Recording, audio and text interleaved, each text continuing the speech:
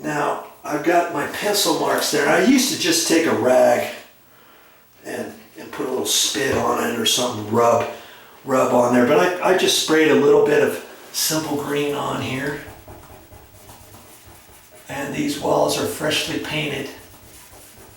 Well, when I say freshly painted, by a few months. Okay. There we go. I'm liking that. Okay.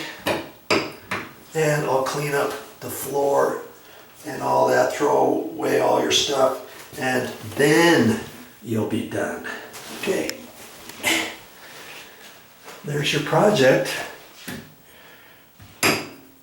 Hope you learned something.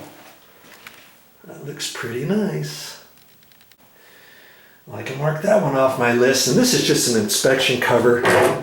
There's fire sprinklers inside the condo, and this is where you activate that, and there's a valve down there and all that kind of good stuff and things. So I've just left this open because I recently painted this and I had to adjust the door because it was rubbing and stuff, and it worked out really good. And I was thinking, hey, what we could do later is maybe find a picture or something, and maybe from here on up to here, and then hang it over this to get rid of that.